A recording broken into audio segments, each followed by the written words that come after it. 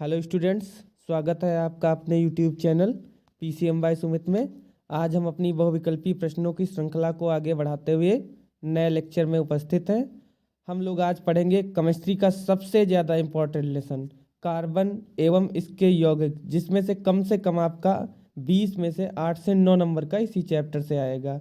तो चलिए आज की वीडियो शुरू करते हैं।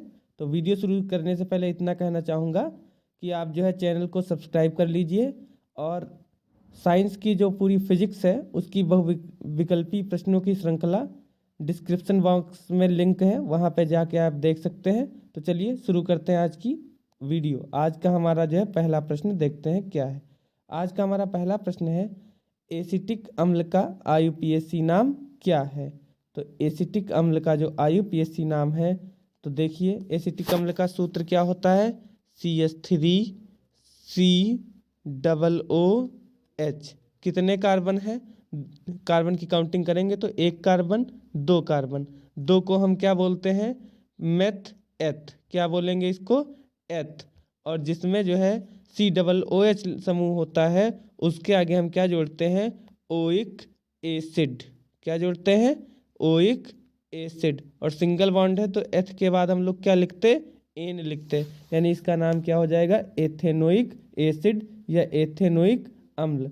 तो देखते हैं कौन सा ऑप्शन है हमारा, ऑप्शन नंबर सी जो है हमारा इसका बिल्कुल सही जवाब है, यानी कि एसिटिक अम्ल का IUPAC नाम एथेनोइक अम्ल है। बढ़ते हैं अगले प्रश्न की ओर। अगला प्रश्न आज का हमारा है, क्लोरोमेथेन का सूत्र क्या है। तो क्लोरोमेथेन का सूत्र होता है आपका CH3Cl, इसी को हम लोग मेथिल क्लोराइड या क्लोरोमेथेन जो है बोलते हैं। बढ़ते हैं आज के अगले प्रश्न की ओर। आज का अगला प्रश्न है हमारा, प्रोपेन C3H8 में जो है कितने सहसंयोजक बंध उपस्थित हैं। तो इसमें 10 सहसंयोजक बंध उपस्थित हैं। कैसे, आइए देख लेते हैं। हमारा सूत्र क्या है, C3H8। तो आप 3 कार्बन बनाएंगे, C और C, इनसे 8 आपको हाइड्रोजन जोड़ने हैं। तो 1 हाइड्रोजन, 2 हाइड्रोजन, इधर एक जोड़ देंगे 3 hydrogen, 4 hydrogen, 5 hydrogen, 6 hydrogen, 7 hydrogen, 8 hydrogen. अब आप बंधों को गिनिए, ये 1 हो गया, ये 2, ये 3, ये 4, ये 5, ये 6, ये 7, ये 8, ये 9 और ये 10। आप गिनेंगे तो टोटल कितने आएंगे, 10 आएंगे। बढ़ते हैं अगले प्रश्न की ओर, यानी कि इसमें 10 सहसंयोजक बंध उपस्थित होते हैं। बढ़ते हैं आज के अगले प्रश्न की ओर।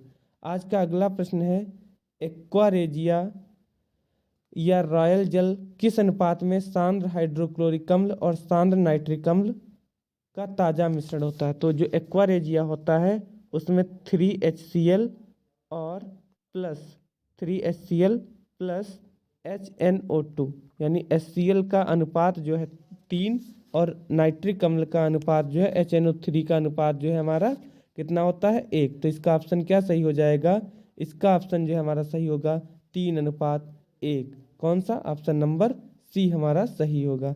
बढ़ते हैं आज के अगले प्रश्न की ओर। लिखा हुआ है, एथिल एल्कोहल किस प्रकार के श्वसन में बनता है। तो एथिल एल्कोहल अवायवीय श्वसन में जो है बनता है। बढ़ते हैं अगले प्रश्न की ओर। अगला प्रश्न है, सरलतम हाइड्रोकार्बन क्या है। तो सबसे सरलतम हाइड्रोकार्बन मेथेन है, इसका अणुसूत्र CH4 होता है। बढ़ते हैं आज के अगले प्रश्न की ओर।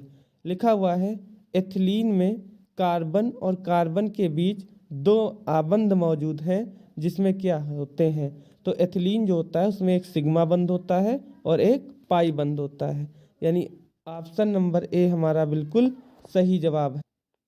बढ़ते हैं अगले प्रश्न की ओर। आज का हमारा अगला प्रश्न है, एथेन में कुल कितने सहसंयोजक बंध हैं। तो जब आप एथेन की संरचना बनाएंगे तो उसमें आपको 7 सहसंयोजक बंध जो है मिलेंगे। बढ़ते हैं आज के अगले प्रश्न की ओर। अगला प्रश्न है, मेथेन में कितने सहसंयोजक बंध होते हैं। तो 4 होते हैं। आप देख लीजिए, CH4 मेथेन का क्या होता है, सूत्र होता है। इसकी आप संरचना बनाएंगे तो एक कार्बन से 4 हाइड्रोजन जोड़ेंगे और टोटल कितने हमारे बंध बन जाएंगे, सहसंयोजक बंध, 4 सहसंयोजक बंध जो है बन जाएंगे। ऑप्शन नंबर बी हमारा बिल्कुल सही आंसर है। बढ़ते हैं अगले प्रश्न की ओर। लिखा हुआ है नाइट्रोजन के अणु कितने सहसंयोजक बंध जो है बना सकते हैं। तो नाइट्रोजन के अणु जो है आपके 3 सहसंयोजक बंध बना सकते हैं। कैसे? देखिए, नाइट्रोजन जो है आपका कितना परमाणु क्रमांक होता है? 7 होता है। तो इसका आप अगर इलेक्ट्रॉनिक विन्यास करेंगे तो आएगा 2 और कितना आएगा? 5। 2 आएगा और कितना आएगा? 5। यानी कि ये अपना अष्टक पूरा करने के लिए इसको कितने इलेक्ट्रॉन चाहिए? 3। तो इसमें सहसंयोजक बंधों की संख्या कितनी हो जाएगी? 3। बढ़ते हैं आज के अगले प्रश्न की ओर। लिखा हुआ है CnH2n किसका सामान्य सूत्र होता है? तो आप जानते हैं एल्केनो का सामान्य सूत्र CnH2n+2 होता है। बढ़ते हैं अगले प्रश्न की ओर। अगला प्रश्न है ऊर्जा का एसआई मात्रक क्या होता है? तो ऊर्जा किस में मापी जाती है? जूल में मापी जाती है। हालांकि ऊर्जा का मात्रक कैलोरी भी होता है, लेकिन आपका जो है यहाँ पे आंसर कौन सा? जूल सही होगा, क्योंकि उसने एसआई मात्रक पूछा है। बढ़ते हैं आज के अगले प्रश्न की ओर।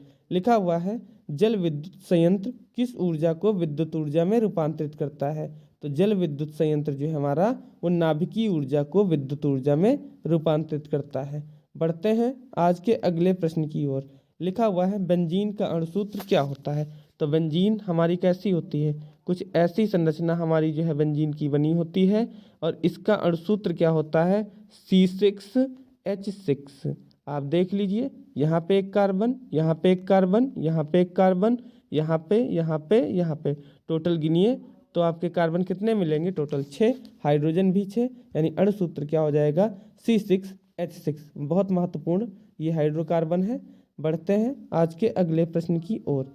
लिखा हुआ है निम्नलिखित में से किस हाइड्रोकार्बन में जो है 3 आबंध होते हैं? तो C3H4 में आपके 3 आबंध होते हैं। बढ़ते हैं आज के अगले प्रश्न की ओर।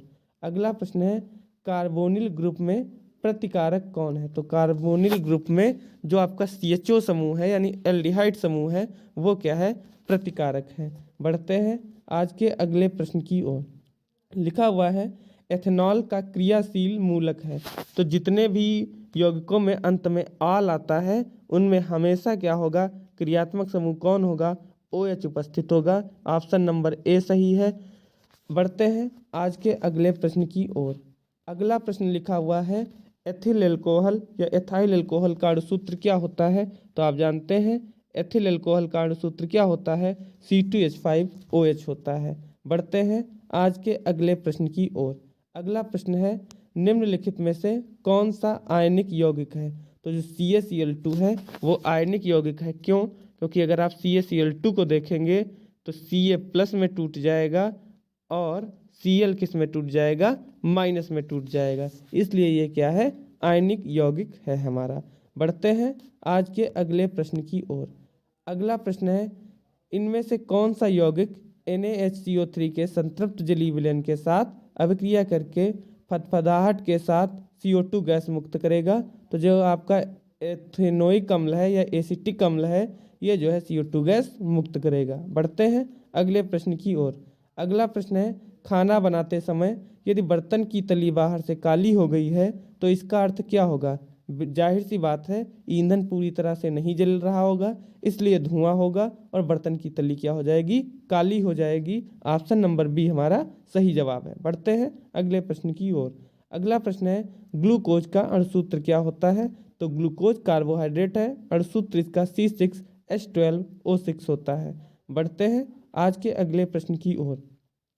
अगला प्रश्न है कैल्शियम कार्बाइड जल के साथ क्रिया करके क्या देता है? तो कैल्शियम कार्बाइड जल के साथ क्रिया करके एथाइन देता है। बढ़ते हैं आज के अगले प्रश्न की ओर। लिखा हुआ है निम्नलिखित में से कौन सा यौगिक एरोमेटिक है? तो एरोमेटिक यौगिक किसको कहते हैं? तो एरोमेटिक यौगिक वे होते हैं जिनकी श्रृंखलाएं बंद होती हैं। तो बेंजीन आप जानते हैं ऐसे बनती है, यानी इसकी श्रृंखला क्या होती है? बंद होती है। तो ऑप्शन नंबर A हमारा बिल्कुल सही जवाब है। बढ़ते हैं आज के अगले प्रश्न की ओर।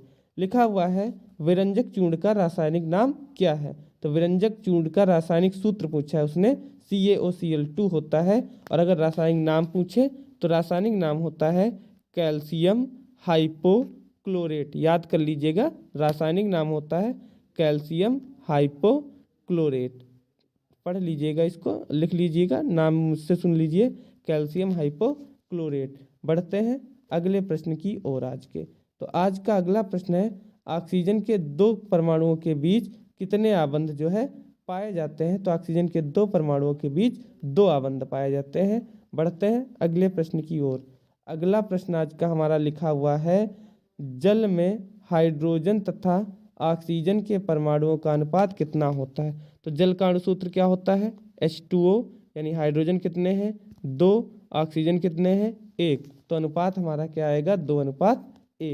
बढ़ते हैं आज के अगले प्रश्न की ओर।